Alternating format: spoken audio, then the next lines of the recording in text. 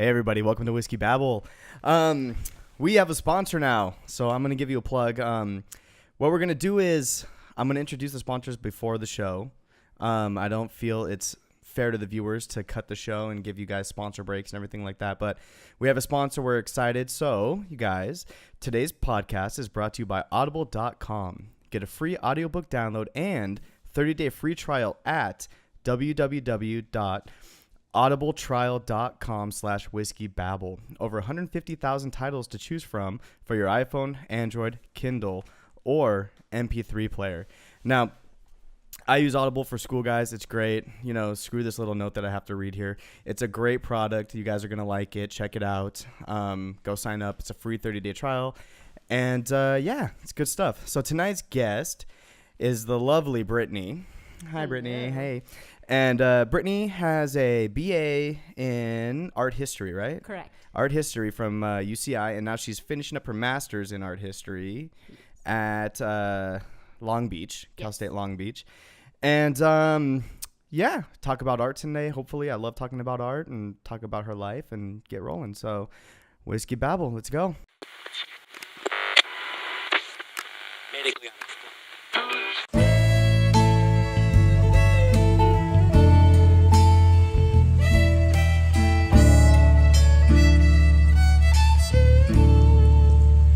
You are now tuned to Whiskey Babble. Okay. Hey, Brittany, how's it going? Good, thanks. Hey, so, okay, so art history major. For those of you that are actually watching the video, I was given a lovely gift by Brittany. This is actually a Mr. Brainwash can. Oh, you know what? I forgot to plug our whiskey today, even though we're not sponsored by anybody. But tonight we're drinking Templeton Rye, the good stuff. If anybody wants to go out and try it, it's really good. I was told by the guy at Bevmo that it mixes well with, depending on what you eat, affects the flavor of it. So you have vanilla ice cream, and then you have some. It's good. Let's see here. When Prohibition outlawed the manufacture and sale of alcoholic beverages in 1920, many enterprising residents of a small town in Iowa chose to become outlaws, producing a high caliber and much sought after whiskey known as Templeton Rye, or the good stuff. To those in the know, Alphonse Kirchhoff was one of the Templeton outlaws. Was that Russian? A Russian outlaw for American whiskey? I like it. I don't know. That name's a mouthful, though. I know. I don't even want to try to say it again. All right. Alphonse Kirchhoff? Yeah. So, so Brittany right now. Brittany has an exhibit going on. What's it called? It's called Consumed. Actually, just closed. Oh, it last just closed. weekend, Sorry, guys. Sorry. Unfortunately, so I went though. It was nice. yeah. And what was the theme behind this? So the theme of Consumed is basically how contemporary artists are dealing with issues of ecological crisis and issues like recycling and what to do with plastics and all of these, climate change and basically how contemporary artists deal with it. It was a group exhibition of 5 artists, and yeah, it was really awesome. And what though? Like, okay, after looking at it, I noticed there was like the whole metal recycling truck cage. I got yelled at for sticking my head in that cone thing. What was the point of that stuff? Was that a different exhibit? Yeah, so there's actually 2 exhibitions going on. So ours was with the one with the rack and in one gallery space, and the other exhibition was all about bees and It's not recording. Mm-hmm. I pressed record. Oh, you already recording with it? Yeah, Oh, that's why. I pressed it because you didn't start it when we started. So the GoPro's recording. It should be. Okay, cool. Okay, keep going. Sorry. This is how our show goes. This is okay. how the show goes. It's fine. That's like, all right. No problem. So yeah, keep talking. So the other exhibition was about bees, and this artist who was really into recreating the bees world in human life-size scale. So the cones that you stuck your head in is supposed to be part of a bee's nest. Okay. So it's like one segment, and you stuck your head in it. Yeah, and I got yelled at for it. Good job, Yeah. Jake. Well, they had these things, and the Can't sound. He can't take you anywhere. Well, okay, you know how like sound amplifies? So like they say like the cheapest iPhone speaker is to take like a toilet paper roll, Yeah. and you put your phone in it. Well, that was the whole point of these cone things, and I couldn't hear. There were speakers in there, and they were it was actually voice recordings of people like singing songs that like, sounded like bees. Like Yeah. that, and you could hear it through the thing, but it sounded better if you stuck your head in the cone, and apparently you weren't allowed to do that. Yeah. So But the artist actually intended people to stick their heads I know, in man. there, but I don't guess look. I break the rules, Yeah. and I just don't care. Jake does what he sometimes. wants. I do what I want. I want to stick my head in a freaking cone and hear some sound. So, Okay, well. right? Thank you. So okay, back to art. I forced Laura to watch a documentary. Now, I feel like I talk about Banksy a lot on this podcast. Hey, might as well. And I feel like, so okay, when I first started dating my wife, and the first time I met Brittany, you had a book about Banksy. Yeah. And I think it blew you away that I actually knew what was going on. Yeah, 'cause and she was we really had interested in it. We had a bookshelf in our apartment, and I think Jake got excited at first because I think he thought it was Laura's Yeah. book, and it was like, oh yeah. book. Oh. It's Brittany. He's like, oh man, whatever. I'm like, she's learned it. And then I was like, oh, she ain't learned it at all. Unfortunately. But okay, so anyways, I made her watch the documentary. Exit through the gift shop. No. No. We watched Exit Through the Gift Shop, but I've talked about that on the show. And by the way, that relates to the artist of the piece of art that Brittany gave me, everybody, Mr. Brainwash. But I made her watch Banksy Takes Over New York, Better Out Than In, his whole Okay. Better Out Than In thing, where every single day in New York he had a different piece of art. And just so everybody listening, this is going to be probably a major art-heavy podcast, and we're going to talk about it a lot. So, I hope you listeners learn something out there.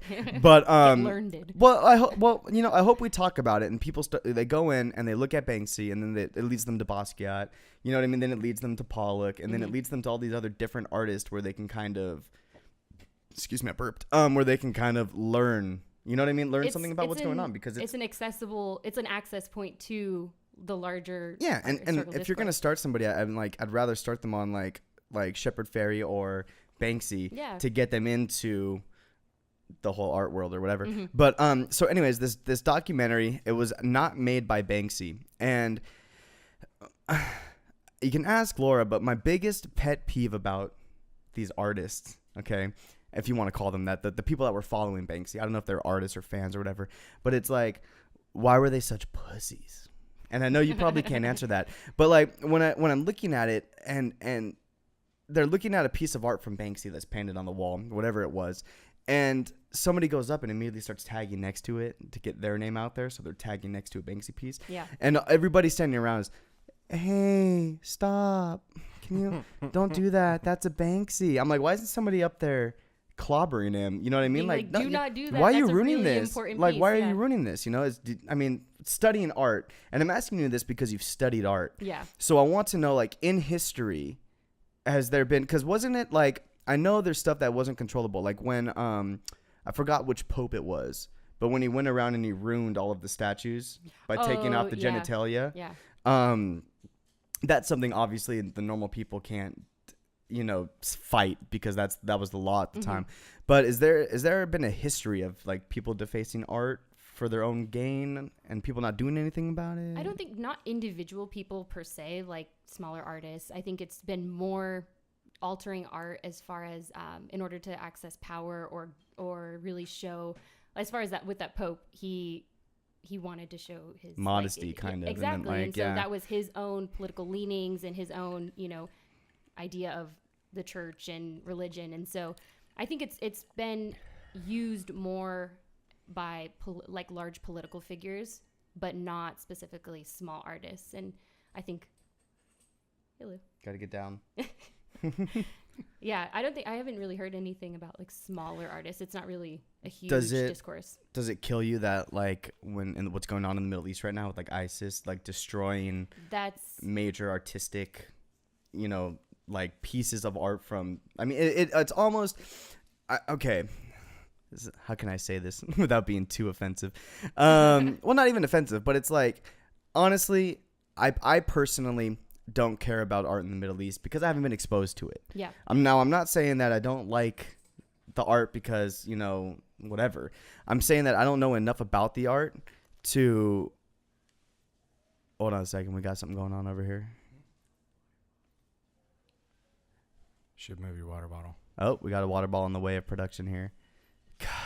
It's blocking the shot. Why'd you even water on this show? Anyways, I so like water. I know. Well, you know what I mean? So it's like Thank you. if Oh, thanks. Appreciate if I know Michelangelo's David. Yeah. I know Michelangelo's David. If somebody goes in and damages Michelangelo's David, I'll probably get a little fired up. I Yeah. mean, I'm pissed off. That's a piece of art I know. I don't know anything about the art in the Middle East, so I don't know what they're destroying. And I understand it's somebody's culture, and I understand that it's somebody's history. But it's just... you don't have that particular connection to it. And it's not like somebody's blowing up the pyramids. That's something that would, cause a stir. Yeah. But it's people destroying art, and I just don't know. Now, what's in an art history sense? I guess what would something like this? Is it going to drastically affect the future of what art is because they're taking out a culture? You know what I mean? That's essentially what they're somebody doing. wiped out the Renaissance. Yeah, they're trying to erase this history that doesn't go with their own teachings. So by completely negating and just wiping out their cultural artifacts, they're trying to impose their own ideas and power. And so now, has that been done before? it has. Well, okay. Well, here's a good example because now Brittany's a world traveler. Brittany's been to Germany, and I was just gonna, you're gonna go there. Now, I was gonna ask you. I know I've asked you this before, but obviously the podcast hasn't heard it. Now, World War II, obviously a dark time in German history, and you have German heritage. Yes, I'm half German. Half German. Okay, perfect.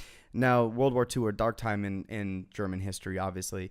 What's the consensus in Germany when it relates to World War II? Do they talk about it? I mean, they do actually talk about kind it. Of it's like American slavery almost. You know what I mean? It's like, I think it's well, it's worse. It's worse. But what I mean is it's a dark spot. Yeah, it is a dark spot. It's not. I think, okay. At least in the United States, we don't constantly bring up slavery. I think.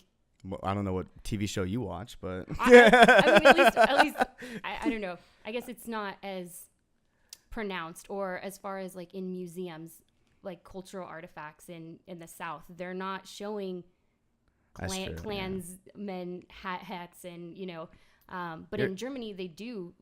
You go into almost any museum in Berlin, and anything that's related to the war, they have special information written on the tombstone saying this is what happened, and they're really good about talking about their past. And have you ever been to Holocaust Museum? We went to, not the one here. I haven't. Oh, not the one in New York. No. I was young when I went, and I went in and I wasn't expecting to be moved, if that makes sense. I didn't know anything about it. I was young. I didn't want that stuff. And I went in there and I cried, and I didn't even know anything about World War II, how many people died or whatever, but the whole thing was so moving. And is there stuff like that over? Yes, definitely. In Berlin, there's the major piece that's the monument to, it's literally, the translation into English is the monument to the murdered Jews and people of the war, basically. And so it's these large, it's actually an abstract installation in the middle of Berlin with huge cement blocks that you physically have to go in through and walk through these mazes of different sizes. And it really...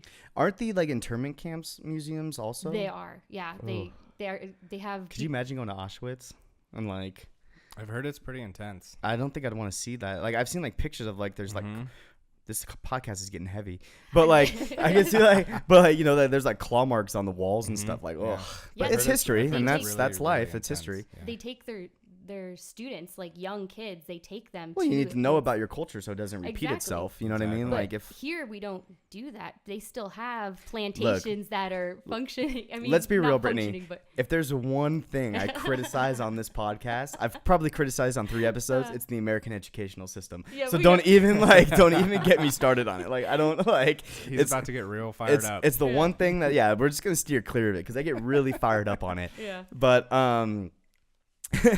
so when you look at art, and I know that we're kind of taking a small sliver out of art history, but we're looking at World War II, for example, because I don't even know how we got on this topic, but we're talking about it. But when you look at that movie, The Monuments Men, Yeah. right, based on a true story, have you seen it? I have not, but I do know the story. So yeah, so it's. Do you think by removing the art from a culture, the people can almost, I want to say, like, almost forget their identity? I know we're getting kind of deep here, but it's like my heritage is Romanian. Yeah. And our main art, I would say, are like icons for churches. Mm-hmm. I mean, there's probably one hanging somewhere, but we do a lot of like icon work, and I would say that that's the Romanians. And I feel like if you wiped all that out, like almost an entire culture, even though they're still around, like almost an entire culture would be wiped out. Well, you have no visual representations of what your culture is, basically. Yeah, so it was like they're photographs almost of what. Yeah.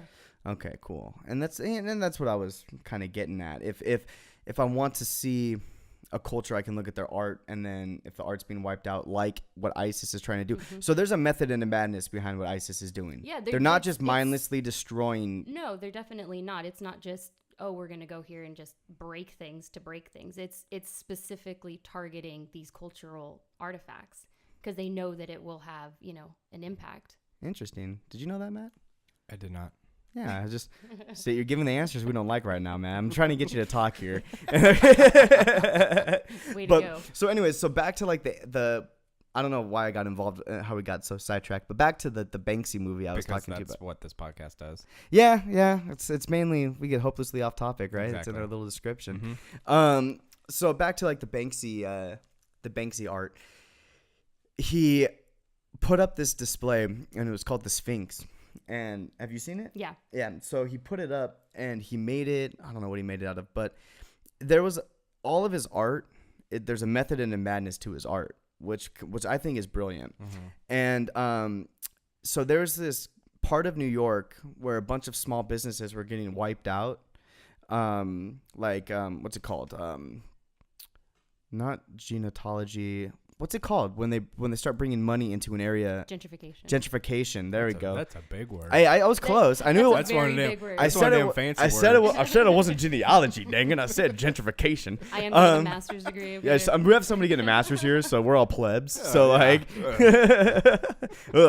hail. But yeah, so so they're basically, he went to these areas of gentrification, and so there's this it was like an old body shop, and these 3 Hispanic guys worked there. They never said if they were brothers or if they were family or whatever, but these 3 guys worked there.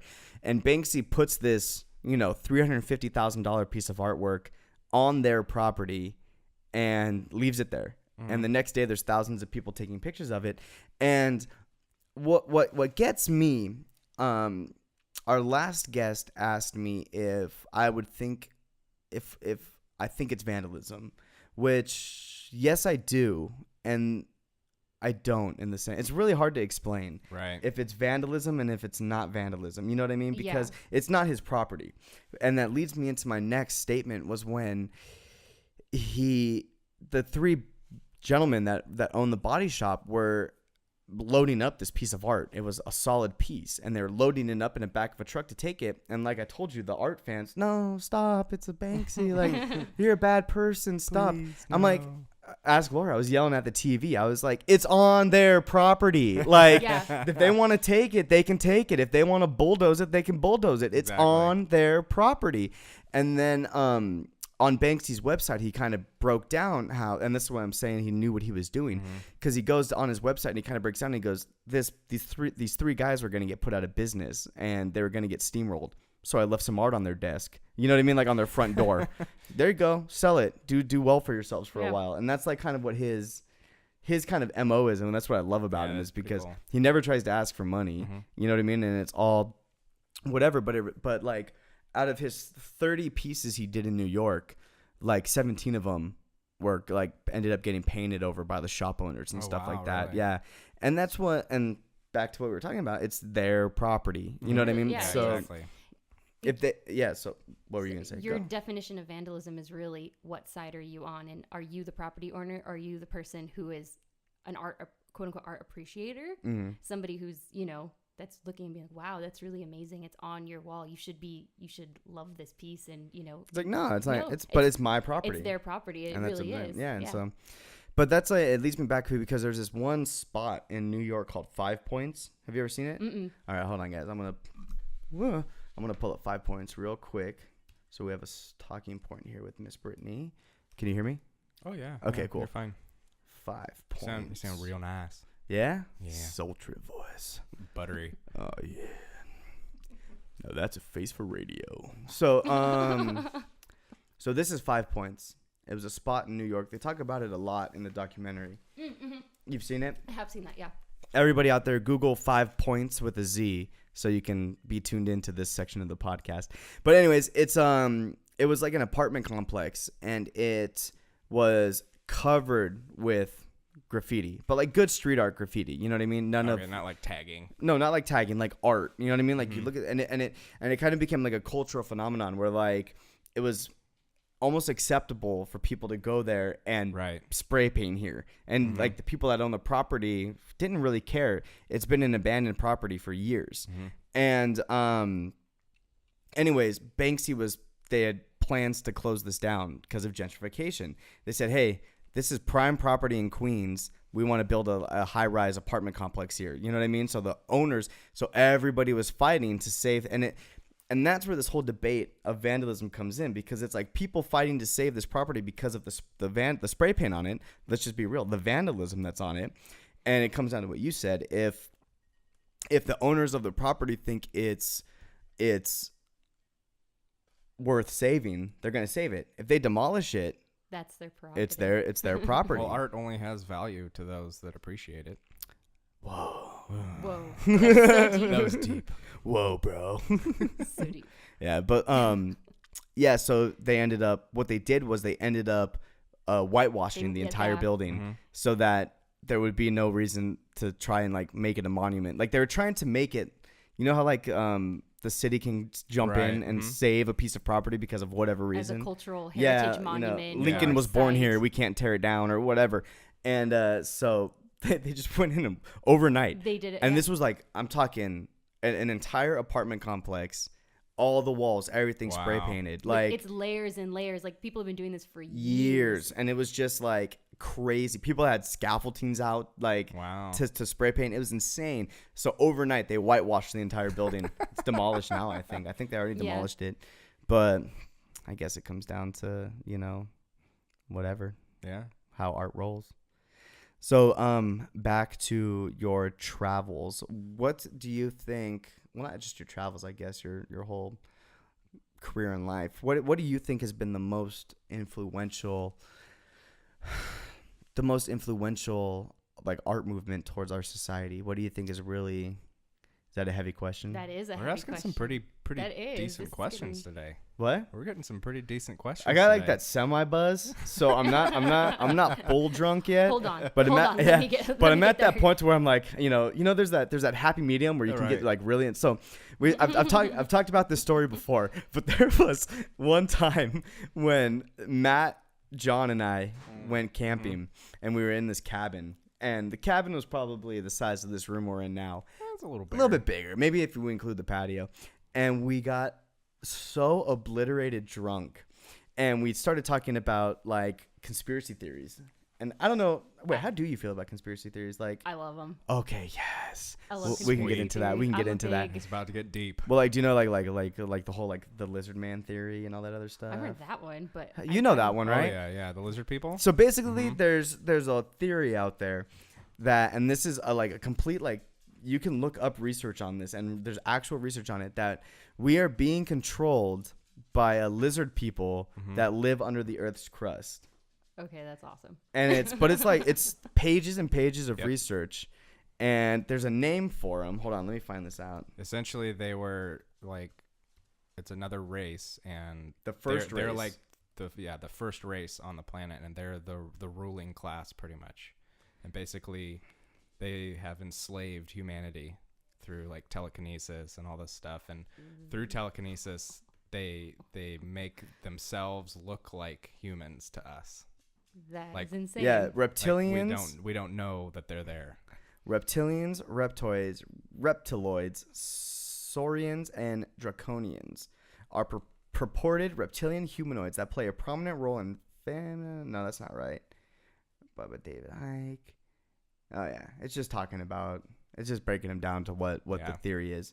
It's pretty That's pretty nuts. crazy. Yeah. Yeah, so there's like a whole theory that this world is being ran by reptilians, and that there's like certain spots, and like they have videos of like where you see like major influential people in history, like obviously the video might have been doctored or whatever. Is that the one where you see his eyes? Yes. Yeah. So it's on. I think it's either some political debate or it's like the Tonight Show or something like that. And this guest is talking, and you see their eyes, and you know how like lizards have vertical slit eyes. And Yeah. You see the slit go like that for a second. Oh God. It's kind of weird, but Yeah. I mean, it could be totally photoshopped. Yeah, it could be completely fake, but that's the best kind of part. weird though. So back to what I was talking about. We got so obliterated drunk that night. And I mean, we started getting into conspiracy theory talks, and it was from 11 o'clock at night until 3 in the morning. We were like, I'm talking like, like, and we can't stand up drunk. It was almost snowing outside. It was so cold. So we had this fire roaring in the fire pit, and we're just hammered drunk talking about conspiracy theories. And so, but I'm not that drunk yet, but I'm at the kind of mellow point to where I'm like insightful. Fantastic. Like, you know what I mean? Like, wasn't it? Well, Rogan talks about it a lot. And talks about to be artistic, and this is a good thing that I'm going to ask you about. He almost thinks that to like be artistic, there almost has to be some type of altering substance in your system. And he says, for example, like Stephen King, for example. Excuse me. Stephen King doesn't smoke cigarettes. He will only smoke cigarettes when he's writing a book. Because he says that it opens up his mind more, and it allows him to write better or whatever. And maybe not majority. That's a kind of but a lot of artists would do a lot of things when they were like under the influence, right? I think a lot of prominent artists have had either drinking problems. Well, or Pollock drug was an problems. alcoholic. Oh yeah, of course. Big time alcoholic, But that's not what people talk about usually when they talk about his art. I mean, That's but true. it's just something that's kind of known and kind of goes. Well, under they're the saying radar. that now. Like Jackson, do you know who Jackson Pollock is? I do. Yeah. Yes. So for all of our listeners, he was an artist in the 70s. When? 50s, Oh, 40s, 50s, and 40s and 50s, and he was the 60s. Yeah, he mainly started with he was house paint. He was a house painter, and then he mess up. Tell me the story. And do you know it or not? I don't know his like exact beginnings. Oh, but art history, guys! Art history over here. Okay, whatever. That's not my specialization. So No, I'm kidding. No. A synopsis: he was an artist. He was a house painter, and he had spilt some paint or something. This is what I remember learning in my art class. He had spilt some paint and he had smudged on a piece of art, and somebody's like, "Oh, that's like on a canvas type piece of paper," and somebody said, "That's brilliant," and he ended up selling it and started selling that, whatever. But anyways, did you hear now that his art is actually starting to like deteriorate? yes, Because because he there's didn't- so many things that aren't actually made for art. They're not. They're like house paint, car Yeah. paint. He never used, like, proper paint. Cigarette butts. Well, there's all these different things that since he actually painted his canvases, like he put them on the floor and like would step on them, and there's dirt and so these things are not supposed to be like they weren't supposed to last really. Interesting. So, Interesting, yeah. they're having trouble restoring them or even preserving them now. Interesting. Huh. So back to conspiracy theories. Let's talk about lizards. Yeah. Well, no. Have you ever heard of the Bilderberg Group? No. Have you heard of the Bilderberg Group? No. Okay, you guys.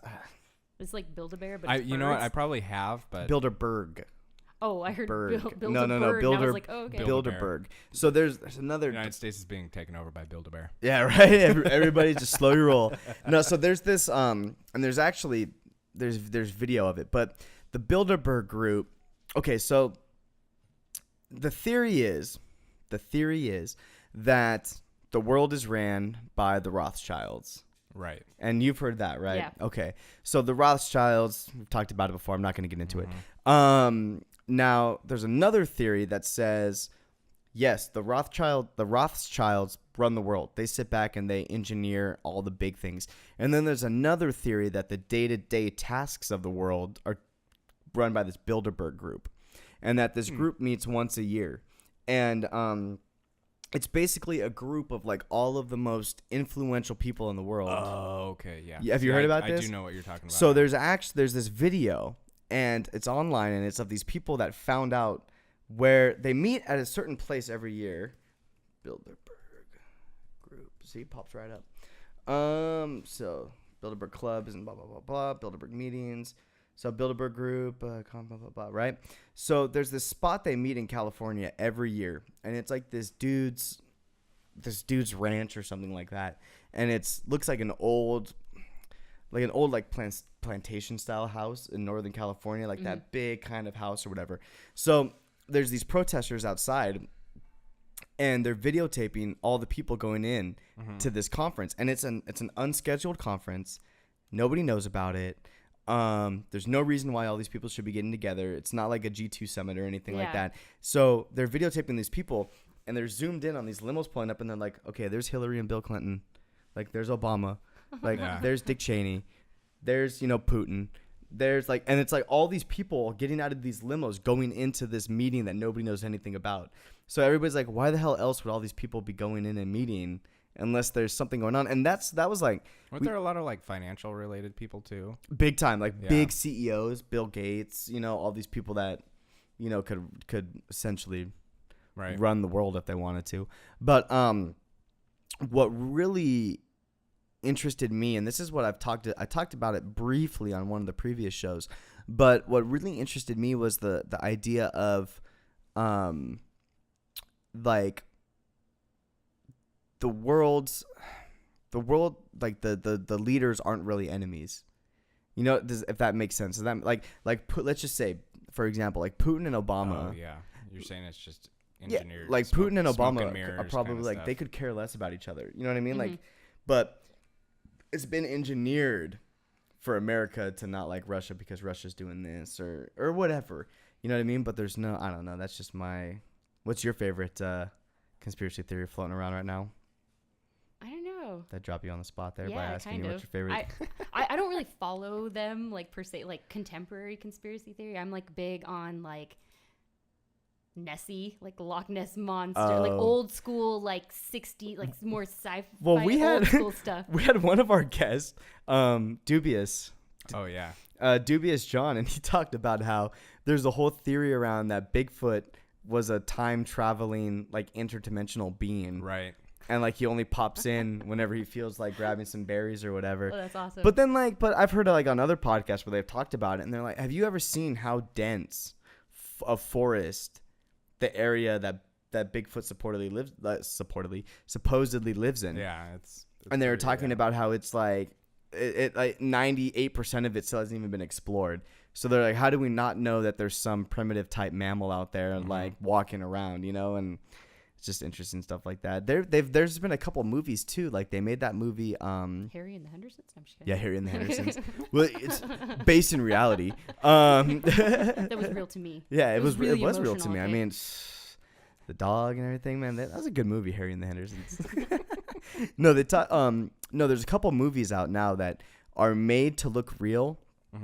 One of them's called Troll Hunter. I don't know if you've ever seen it. Nope. But have you seen it? We got Brittany's boyfriend over there laughing about it because but it's called Troll Hunter, and it's a movie where they these documentarians go out to hunt for trolls in like Norway or something like that. And it's actually like you watch this movie and you think it's real. Like they don't ever say that it's fake. Okay. Do you kind of get what I'm saying? Like a Blair Witch Project. Yeah, kind of. Yeah, there we go. So you watch this movie and you're like, holy shit. You know what I mean? Like, right. And then at the end it's like, this was all fake. And you're like, oh man. I actually watched that with David. But then there's another movie called, so I had the day off one day and I decided to go through Netflix and I got on this big like conspiracy theory. There's like a whole conspiracy theory section on Netflix. Oh, really? Yeah. And they talk about, like 9/11, which I could talk days about 9/11 because I don't know. And I've gotten in debates too with my parents about that. And my parents were like, well, how could you think it's a conspiracy? I'm like, I'm not saying it's a conspiracy. I'm just saying that there's stuff that can't be explained. And she's like, oh, so, and obviously I'm not taking anything away from the 9/11. It was tragedy. It was horrible. But she goes, you really think that 3,000 people didn't die? And I'm like, I really think the government could make it up if they wanted it to. You know what I mean? Like, I really think that it could Yeah. be done. They have enough power. And same thing with the people that say like Sandy Hook was fake, the Sandy Hook shooting. Oh, okay. I'm like, I think the government could do it. Like, if they wanted to, Mhm. if there was reason enough to push for what they said the conspiracy behind Sandy Hook. Now, have you heard about that and how it relates to Batman and all that other stuff? What, Batman? What? Yeah. So there's a scene. No. Let me pull it up here because this is a really in-depth one. Hold on. Sandy Hook hoax conspiracy. Okay, Sandy Hook conspiracy theories. Give me 1 second, listeners. I'm pulling this up, but it's for your own information. So what is the point? Just to like push gun control? Yeah. Okay. So Wow. there's a scene in Batman. Forgot which one connected to the shooting was popular. It included the fact that the Hunger Games lives in Sandy Hook, and her book 22 Children. Oh yeah, so there's a conspiracy that it was related to the Hunger Games book. Okay. Because in the Hunger Games, the author's from Sandy Hook, Mm-hmm. and in the Hunger Games, 22 people died, and at Sandy Hook, 22 people died. And, you know, and Matt's rolling his eyes over here, but Hey. but to get what I'm saying though, like that's just like, you know. But there's one instance, and I actually looked it up, where in The Dark Knight Rises, I think, or the Dark Knight, there's a scene where Batman's looking at a map. This is true, and I found it in the movie. Uh-huh. He like looks at a map of Gotham, and part of Gotham is called Sandy Hook, and it's an exact outline of Sandy Hook, the city. And this was before the shooting, so there's this whole engineering that because the shooting happened during Batman, the Dark Knight premiere. Okay. So there's this whole theory that to drum up propaganda for the movie, there was gonna I'm thinking of Aurora. That was different. I'm thinking of the Aurora shooting. But there's a whole theory that to drum up like something for the movie, they instigated this whole shooting to happen, but it never happened. Huh. Like you guys are gonna have to do your own Yeah, research. I'm gonna have to look into that one. But I am not convinced. see, there's like Iranian propaganda. Let's see. Let me look it up here. I'm gonna do Sandy Hook conspiracy Batman. Boom, right there, first hit. I just put in Thanks, a B. Google. So, section of Gotham renamed Sandy Hook, blah, blah, blah. Okay, hold on, guys. I wonder So, what we would find if we did this on the deep web. the deep web. Oh, Have you heard about the deep web? Yeah. Oh yeah. No thanks. That is a terrifying place. Yeah, so he looks at a map in Batman. So you can see this is from the movie The Dark Knight Rises. And if you pull it up, actually it is Sandy Hook. And it's the exact same shape as Sandy Hook. And there's this whole big deal about it. And That's wild. yeah, it's really interesting. A really interesting Makes kind you of deal. think. Yeah, it makes you think. So, on the deep web. Okay, so for anybody that's out there that doesn't know, what you go online and you go on the internet, and I'm talking any possible website that you could think of. Anything that you find through Google. Not even Google, just anything you Pretty think much, of. yeah. Facebook, Google itself, Yep. Yahoo, Instagram, whatever. You're basically only seeing about 0.03% of what's on the internet. And then there's this whole other sub-layer called the deep web. Now, There's lots of different sub-layers to yeah, the deep web. and I'm not telling anybody to go here because if you go here, the FBI will look into you. You have to have No. special browsers. No, I mean there's nothing illegal about Going surfing there. the deep Just web. looking. It's when you start participating in In the things deep web. that are on the deep web, that's when you get yourself in trouble. So- There's a lot of really, really scary stuff out there. Oh yeah, so the deep web you can buy. I mean, you can buy drugs. Obviously, that's like the one thing. You can buy guns. Yep. You can buy whatever. But Matt and I were talking about this article written about some of the most messed up things they've seen on the deep web. So like disclaimer to everybody listening, this is horrible. It's pretty dark. It's pretty dark. I don't know where this podcast is going, but I like it. But basically, like there was a time on the deep web when there's this dude, and a lot of this stuff comes out of like Eastern Europe, where it's not really that regulated. You know what I mean? And there was this dude that was a doctor, and he would take orphans, and he would surgically remove their arms and their legs, surgically make them blind, deaf, and mute, and then sell them as sex toys. Oh my god. And you could buy that online on the deep web with Bitcoins. Like our Yeah, culture. Wow. It's wild. That's nuts. Our That's culture is really insane. Disgusting, horrible things. Yeah, out there. it's insane to me. It blows me away that there's like this. Well, then there's also the thing I was telling you about where there's this group of medical students that were doing like and this is all stuff you guys can Google and read about. It's all true. But there's these people and they were medical students and they would do these just unbelievably horrible things to homeless people and document their progression, and it was all posted on the deep web. And then for quote unquote scientific. for like research. scientific, but it was stupid stuff like okay, injected bleach in pregnant woman. Well, what's Like, gonna happen? well, they'd be like, well, injected 5 milligrams of bleach, like, no problem. Injected 20 milligrams of bleach, like, host and child died. Like they were like writing my like gosh. crazy reports on these homeless people that they were picking up off the street, and I was like, what? I don't want to read There's this some shit. Really dark stuff. It was really fucked up. And then like I was kept reading it, and I was like, I actually stopped reading because it really grosses you out, like what the depths of humans, like whatever, but kind of relates back to art, to the good things that humans can do too. But yeah, there was like our buddy Mike was on him and I listened to some of the same podcasts, and they talked really in depth about this on another podcast we listened to. And so I was talking to my buddy Mike about it, and I was like, yeah, he's like, you have to download a special browser called Tor. Yeah. And there's nothing wrong with downloading Tor if you want to download it, Tor. And a lot of for the onion router. It's for an onion router, which basically, so like if I'm on the internet and I have my router, right? Let's just say whoever my cable provider is, AT&T, Cox, whatever, whoever gives my cable or my internet. If the government or anybody wants to find me, they can find my router, put it to my computer, and I did it. Whatever was done on my computer. When you go through Onion takes that IP address and bounces it through like 6,000 other people. So Mike was telling us Mike downloaded Tor just because a lot of people say it's really good for like banking and online purchases because they can't direct it to where and steal your information. So Mike did a ping test and it told him he was in like Eastern Ukraine. Like I've gotten Germany. I've gotten France, like just random locations.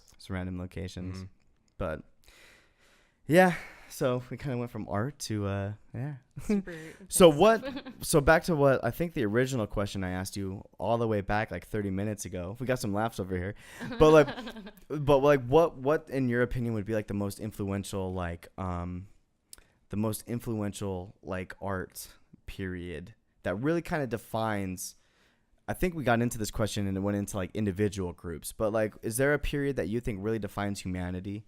Like what really kind of shows probably the Renaissance is what everybody would say, right? But yeah, I think that's more, at least for me specifically, I turn to contemporary art and more issues of like identity formation and like more ideas of like socially constructed issues. Now for people out there, I have a friend.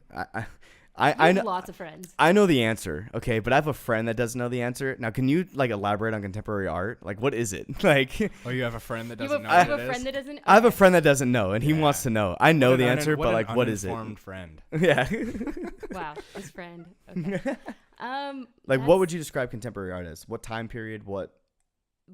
It's really actually hard to define, but I mean, it depends on your own personal ideas of what contemporary is. And for me, I would say probably anything post World War II. Okay. That would be for me. Up until when? Like, when did modern art come into play? That was probably turn of the century. Okay. So I'm backwards. Yeah, I'm backwards. Yeah, I'm so thinking that there's modern art's the new stuff. Contemporary art's the new stuff. Contemporary is new stuff. Until we come up with a better term. You should let your friend know about that. Yeah, your friend should know. Right? Fuck that guy. So what's so you're saying like so modern is like 1900 like so let's start with let's do it. This is what I wanted. This is what I wanted from this podcast. So start breaking it down for me. For me, at least. Before you break it down, though, can you break it down like into the microphone instead of not into the microphone? There we go. You can move it so that you're comfortable. Yeah, bring it closer to you. Get comfortable. Comfort is the key. How's that whiskey treating you? I haven't seen you drink in a while. Here, I'll get up and help you. What did I? Yeah, hold on a second, guys. We're taking a little drink break here. What? Yeah. Yeah, I had more booze in there than she did. If we want to play that game, Well, then pour me some more, man. Well, I wasn't saying hey down it. I was just. Oh God. Jake doesn't have to drive this time, so. see, I never Kevin am can drive allowed. my car. I'm never allowed to get drunk on my own podcast because it's always done somewhere else, and I have to drive home. So, although the missus does want to go to Disney after this, so we might have an issue with that. Oh, you guys want to go to Disneyland too? Okay, so back to what you were saying. Break it down for me. Anyways, well, I think I have a really cynical view of art history in general. Mm-hmm. As far as how time periods and whatnot are constructed, there is no point in art where they're saying like, no, hold on, we're going to stop what we're doing now and completely change over, and we're going to call it something else. Yeah, but I mean, and it's been, you basically have narrativized art history from the future. Like you look back on art and being like, okay, this is a period, then this is a period, and then this is a period, but it didn't really work that way. And see that, and that's how I had an art teacher, and I've talked about him on a few podcasts. Really good guy, but he was the one that told me you didn't do it, and you didn't do it at the right time. Remember I was telling you about that? So that's how he taught the class. He taught it like from here to here, Renaissance. From here to here, whatever. What was it? It began with like a B or something.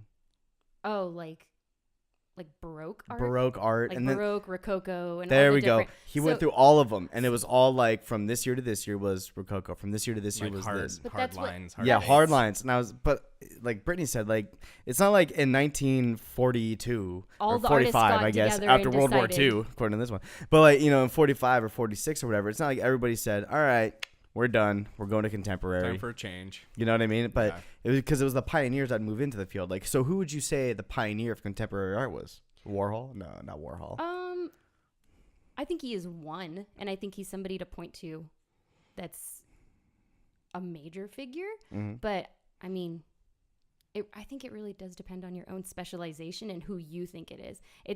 I think art history is super subjective, and anybody who says it's objective, like this period to this period, I think they're full of crap. Well, that's the whole idea. That's the whole idea of art too. Is that art is so subjective, and that's why I hate it when people like pigeonhole you, because I can be like, okay, that's art, and somebody else can be like, no, it's not, and I'll be like, okay, I hate that. Why do you hate that? I love it. You know what I mean? It's like, Right, yeah. it's one of those. It's one of the few things on earth I think that is purely subjective. You know what I mean? It's like, okay, this is a brown bottle, right? You see it's a brown bottle. She sees it's a brown bottle. You can't argue with that. Now, if I think it's good or not, that's subjective. If you think it's good, and that's what art is. I can think that picture is good, and you cannot. That's kind of what I was talking about earlier with the Banksy stuff, like the business owners that get rid of it. Art only has value to those that think it has value. Dude, stop blowing my mind right now. Sorry. But yeah, I get what you're saying. It's subjective. Yeah, it is It subjective. It always is. Yeah. It's completely subjective. And then I was gonna bring something up, but I forgot. That's okay. Anyways, so back to contemporary art. Yeah, so like not the Banksys, the Warhols and the Pollocks, and what would you classify Picasso as? Oh, that's modern art. Modern art. Yeah, that's modern. So it's Weird. It's Not weird, but like, do you know that I was Picasso's blue period for Halloween one year? Did you ever hear that? No. Did you ever hear that story? No. So what I did was, so I actually took. I don't think I'm Only like you, this. Jake. Only Well, I you. took a bunch of tampons, and you know what's funny is my mom helped me make it, but I took a bunch of tampons and I put them in like blue, like food coloring and water. So like the commercials. What do you mean? Yeah, basically. Well, those are for pads though, not really tampons, right? Like Kotex helps. What? Well, 'cause Anyways. nobody wants to. Yeah. So and then I pinned them all on my shirt, and I was Picasso's blue period. That's clever. Does anybody else? I mean, That's come clever. on. Come on, that was clever. And then one year, I'll clap for you. I stole the office idea, and I painted my whole face blue, and then I wrote book across it in white. It was Facebook. Oh my gosh. Facebook. Simple. I almost got beat up at a UCI party for that. Just so Okay, you know. Perfect. Hey, UCI is crazy. Oh yeah, we were at the baseball house because I had a buddy that was playing baseball for him at the time, down in Newport Beach, and it was probably one of the weird. Okay, so I've been to some weird parties in my life, but I go to this party and I'm not gonna say any names, but but my buddy that played baseball for UCI, he goes, Jake. I'm like, yeah, what's up, man? He goes, so there's a bunch of baseball players here, blah blah blah. We had a TV star there. I don't know if he played for UCI, but he's actually on Teen Wolf. Super cool guy. He was there. And then he's like, yes, we got some TV stars here. And then he points at this one random girl. And he's like, she's a porn star. And I was like, wait, what? And he's like, yeah, she's a porn star. And I'm like, but she's like, yeah, she goes to UCI. That's crazy. But like she pays her. Like, is this a story of how you met your wife? No, bro, take it back. Take it back. Hey, funny story. She dated one of the guys that was at that party though. I do know this. Yeah, see, Brittany knew that story. Yeah, whatever. It's the past. I don't care. It's the past. But yeah, so that was a funny story. She was like saying his name, and I was like, I know that guy. Like I've met that guy before. She's like, oh. Like, well, it just shows, dude. It shows like when I first met her, on our first date, you'll know this. She didn't, because I wanted to take her shooting on the first date. Right. And everybody thought that was weird. And I thought it was really cool. I think it's awesome. I'm like, if you're taking someone on a date, you want to take them to something. I didn't think of it. Unfortunately, I'll never have another first date because I married her. Yep. But I guess that's not unfortunate. Unless she that's gets a good Alzheimer's. thing. Well, that's a good. Unless she forgets Alzheimer's. Oh, good looks. Take away the coffee and everything that they say prevents Alzheimer's. Done deal. But no. So we went on our first be date. Like The Notebook, but with guns. But like, yeah, right. Have you seen that? How meme? could Like, we make what this do you movie want? better? Have you seen that meme from The Notebook where it's Ryan Gosling and it's like whenever you ask your chick what she wants for dinner, oh, and it's him going, "What do you want?" Like, he says it like 6 times. And she's like, I don't know. She's like, I don't know. He's like, what do you want? Married guys get it. So do I guess you do, right? You guys have been together for a while. Yeah. That's good. That's cute. I like your boyfriend. He's a good guy. He's all right. Laura gets mad at me whenever I'm like, what do you think Kevin's doing right now? Ask her about it. Oh God. But Kevin, I think somebody has a man crush on you. it's So cute. we talked about that. We talked about that in depth in the last podcast. We sure did. How like it's okay to say like another man's interesting or attractive. There's nothing wrong with that. I don't see any problem with that. She goes against that, or she agrees with it. Really? You can talk if you want. You can open your mouth. It's not a big deal. Hey, you guys, we got Brittany's boyfriend coming in here. No, yeah. Sometimes I'll say like, that guy's not bad looking. She's like, who are you? There's nothing wrong with it. There's nothing wrong with it. You can say a guy's good looking. Jeez Louise. So anyways, so I was taking her out on her first date. We were gonna go shooting, and we actually had a mutual friend, and this is the kind of good thing about Facebook, I guess, but we actually had a mutual friend, and she said, well, he knows this guy, so I guess he's probably okay, because that guy was okay. Does that make sense? Yeah.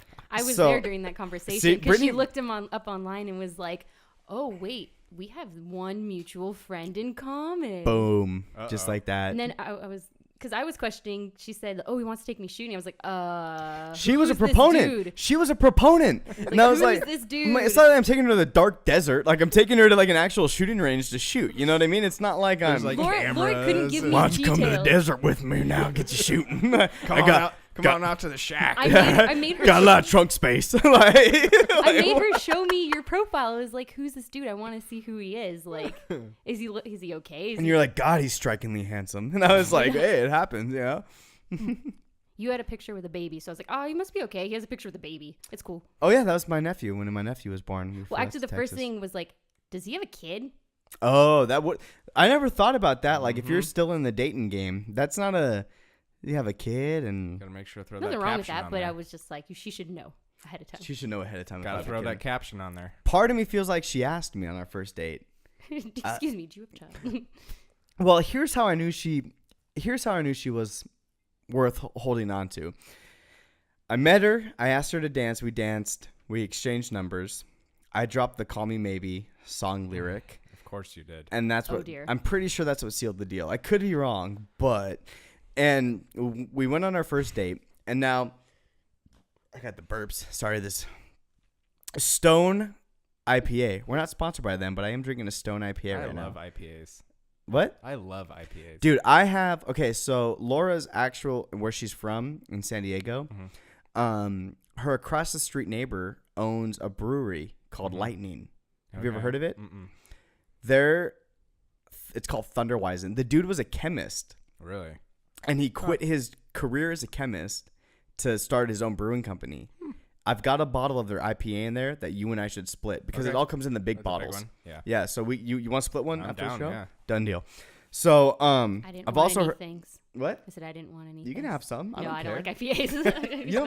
You know, what's funny? Okay, so here's a funny story. So a guy I work with, we went and saw a concert. I was with Laura, and he brought me back an IPA. He goes, thanks for coming. I have a connection. And I've gotten some tickets in my day for certain concerts. So I got these tickets, and I invited him and his girlfriend to come, and they came or whatever. And he shows up and he goes, all right, let me buy you a beer.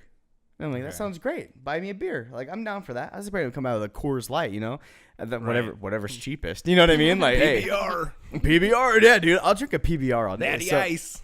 Hey, If was it's free, it's free. Hey. I take free. That's right. When we were on vacation, this is a great story. We were on vacation for our honeymoon. Right. I was hammered drunk, and some girl, Laura, was sitting next to me. Then there was another couple, and she goes, what does PBR stand for? And I was like, Pabst Blue Ribbon. And like, I'm drunk too. And she's like, okay, why is it called Pabst Blue Ribbon? And I was like, because they got a blue ribbon for like best beer in the 70s or something like that. And she's like, oh, like he actually knows what he's talking about. And I was like, I'm like, are people that uneducated like when it comes to beer? Like, so anyways, so I was expecting him to get me like an inexpensive beer. You know what I mean? And he comes back with an IPA. And I'm like, what's this? And he goes, let me tell you something here. He's got like kind of a southern accent. And I'm like, okay, like tell me. And he goes, let me tell you something right here. And I'm like, yeah. And he goes, these IPAs, for $1 more a beer. He goes, you only drink 3 of them instead of 8. You get just as fucked up. I was like, okay, like, it's a good point. You know what I mean? Like, so that's sound logic. Well, the taste, the bitterness was hard for me to get used to, but it's funny. Definitely an acquired That's I do taste. not. I like. love it now though, and it's you can great. ask Laura. I was buying 6-packs of different IPAs when we lived at our old place, and I was buying these 6-packs of different IPAs, and I was drinking a beer a night. You know what I mean? Like whatever, and until I liked them, I literally forced myself to drink them until I liked them, and I was dedication. like, I love IPAs. Have you had Hangar 24? Yes, I have. Oh, it's one of my favorites. But see, I also like Hefts too. So it's like Hefts. I'm getting a thumbs up over here. So like Hefts and IPAs are probably my favorites. Have you had Franciscaner? Make sure he's getting the mic. Can you hear him? Have you had Franciscaner? I have not had that. So they have it at Bevmo. It's a German beer. It's got like a friar or like a monk on the front. He's got like a My mascot in high school, by the way. Oh, Keep nice. going. Yeah, no, it's really good. It's one of the best hefts I've had. Franciscaner. No, Franciscaner. Franciscaner. Yeah. Like St. Francis? Yeah. Okay. No, well, I get the it comes in a yellow box, a yellow and black box, and it's a hef. And I can't think of it off of the top of my head. But anyways, if you guys want a really good beer, I'm going to plug them. We're not even sponsored by them. But Lightning Brewery in San Diego. They've Check got them out. what? I'll check them out. Dude, you can't get it up here. Next time I go to San Diego, I'll get you a couple bottles. But their Thunderweizen, everything's like lightning themed. Their Thunderweizen is so good. And Laura turned me on to it. And then her dad was like, ooh, like Your best friend. Your new best friend. my new best friend is my wife's dad. And Your father-in-law. Is your my new best father-in-law friend. is one of my new best friends. That's so and cute. well, I finished my 3D printer, which is like, where's that? Hey, grab that real quick so I can get it on camera. Throw it over to me. See if I can catch it. I did. Good catch. So I, just for all my fans out there, I know I have a lot. All 30 of I them? think we're at 30 now. We are. We were at 22 last week. Now we're at 30. I think it's 31 last time I checked. Slowly but surely, we're growing. Anyways, to everybody out there, I built a 3D printer, which I'm pretty proud about. It's very impressive. Mainly because I don't know shit about electrical engineering. and my wife's dad, my father-in-law, actually got me into it. And I built a 3D printer from scratch. And I know you guys can see it on video. You guys can't see it here, but it's basically a skull shot glass that I printed with my 3D printer. It's pretty cool. I thought it was something to... It is cool.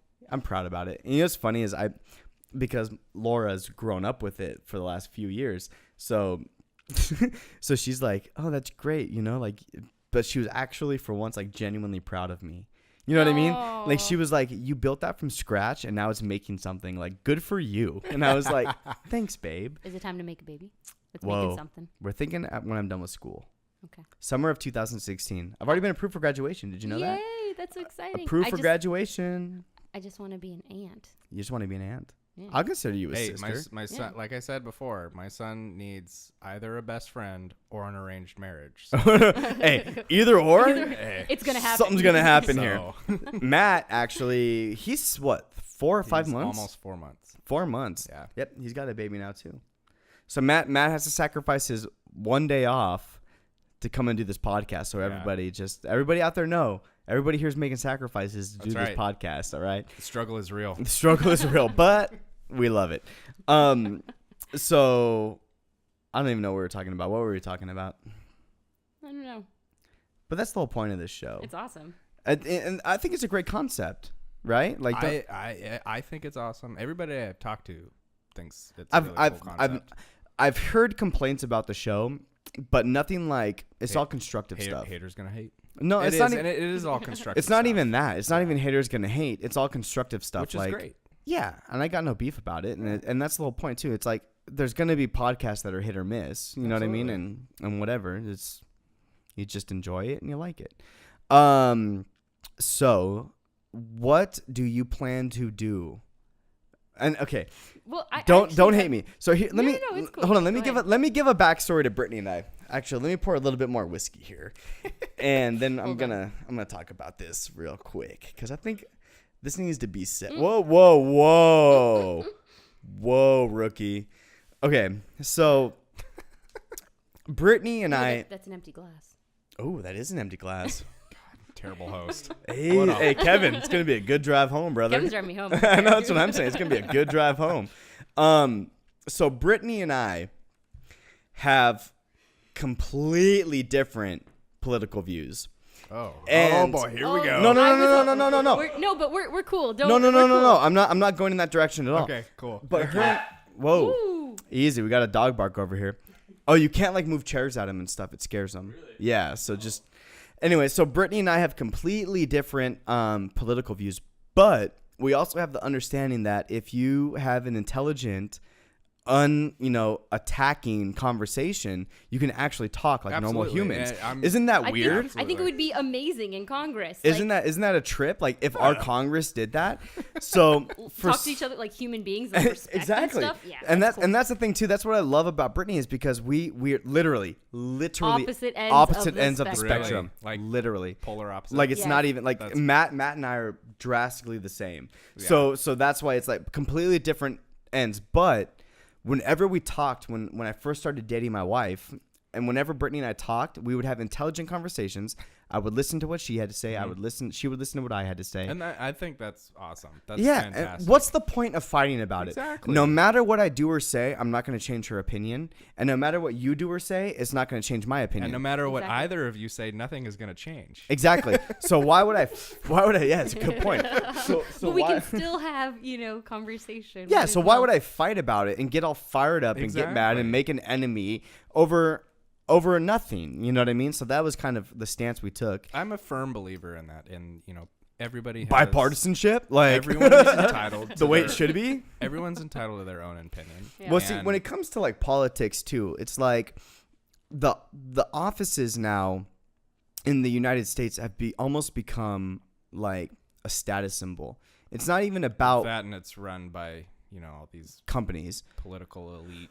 Well, for everybody out there that knows me, knows I'm a firm listener to many podcasts, and one of the podcasts is Joe Rogan, and Joe Rogan fucking hates Dick Cheney. And why he hates Dick Cheney is actually a good reason, because Solid. Dick Cheney owned Halliburton, right? Mm-hmm. Dick Cheney leaves Halliburton to become a vice president. Oh, Isn't that crazy? And when America goes in and fucks up other countries, Halliburton goes in and rebuilds them. Interesting. Isn't that crazy? But it's a business. How and, convenient. and that's what's sad too, is that America, our judicial system, not even our judicial system. Sorry, guys. For everybody out there, I'm starting to get a buzz. So This podcast is gonna get even weirder. So this podcast is getting good, but it's a business. This country's a business, and one of my favorite quotes from our entire history as a nation comes from George Washington, when they wanted to elect him for a third term, and he said, "I'm not a king." Right. I love that. And also when they wanted him to be a president, and he said, "I don't want to be president."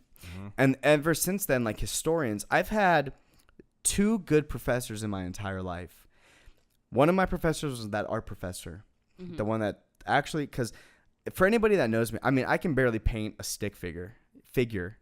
Ask. Right. Oh, I say figure. Figure. I've said it my whole life like that. I've said it my And whole I- life. I- You're getting even. I think the more you drink, the more southern you get. It's awesome. But no, but I've said figure my whole life, and Laura, my wife, has given me so much shit for it. So now whenever I say it, I have to enunciate it. Figure. Right. Figure. I have Way to pinky like up. Figure. figure. I have to do it just like that. That's how I have to say it. I have to get into character to say figure. But Washington actually said that the person that should be president is the person that doesn't want to be president. That's going to be the best president. Absolutely. The person that doesn't want it.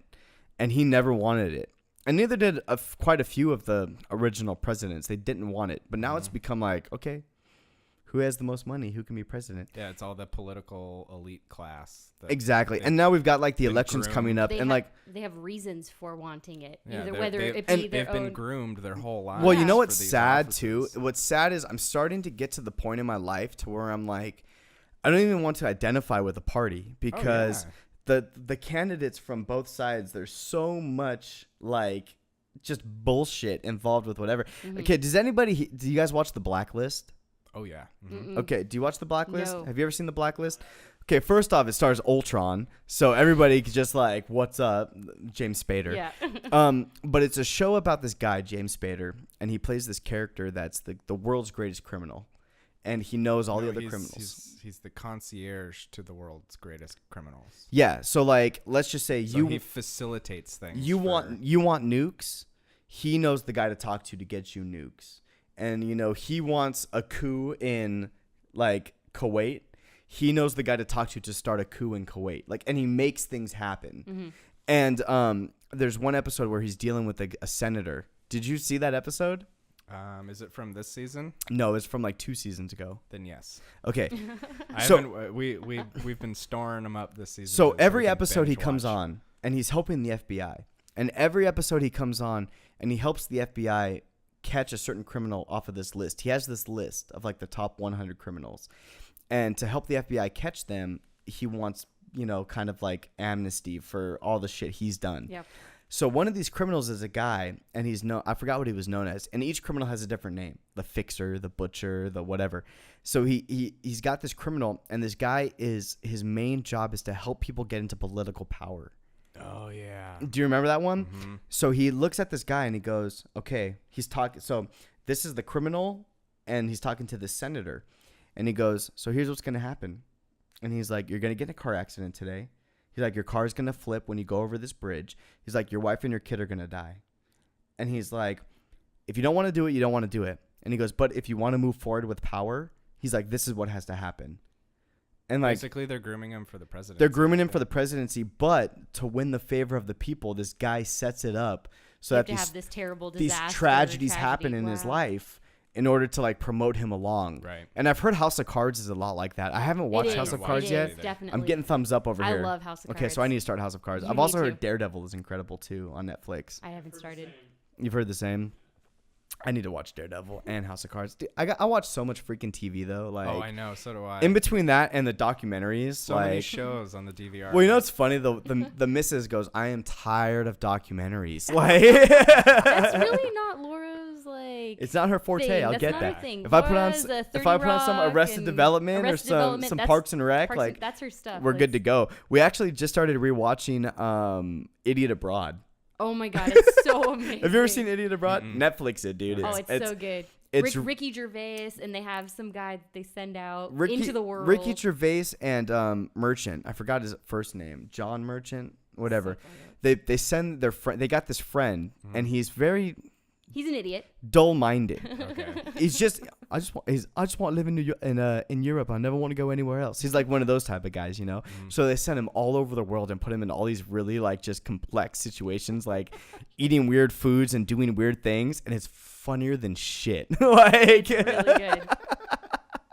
I strongly recommend you listen to it I'll check it out. or watch it actually. I'm so used to saying listen to it, but yeah. So all in all, Brittany, it's been great. Yeah. Yeah, good conversations today. I like the art conversations. I like where this podcast went. So I got to do a couple more plugs here. Oh, by the way, I'm ending the podcast just for anybody out there that's catching on to this. But I'm pretty much... I have no idea how we got here. I have no idea how we got here. We're at like an hour and 10 minutes, right? Yep. A decent podcast. Okay, so one more time, guys. Audible. Okay, great deal if you guys like anything like book tapes or anything like that. Even if you like listening to podcasts, you can download your favorite book, play it through your Bluetooth in your car, listen to what you want to hear. So audibletrial.com/Whiskey Babble. Check it out. Okay, you guys will really like it. Free 30 days. Post-show links. Oh, am I not supposed to read No, everything? that part you weren't supposed to read. Oh, okay. What about in parentheses, plug the merch? Am I supposed to read that too? No? Okay.